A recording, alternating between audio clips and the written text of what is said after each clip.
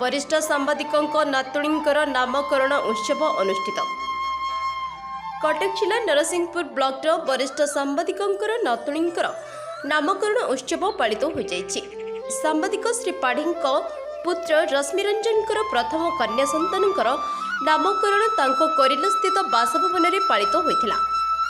कोरिलो grammar माँ क्षेत्रपाल संकीर्तन मंडली द्वारा संकीर्तन परिवेषण करा जायथिला।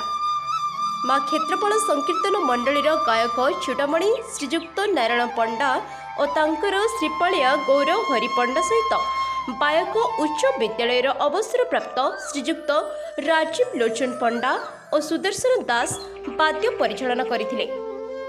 तांको सहित अन्य सहयोगी साथी भिक्षाकरी पंडा चंद्रमणि पंडा प्रमोद दास हरिहर दास राजकिशोर पंडा द्वारा संकीर्तन कार्य परिचालन करा जायथिला। संकीर्तन मंडली द्वारा नवागत कन्या रत्नर नाम बागदेवी नामकरण करा जायथिला। परिशेष में समस्त को नैश भजन में अप्यायित करा जायथिला। Bureau report Utkal 7 live.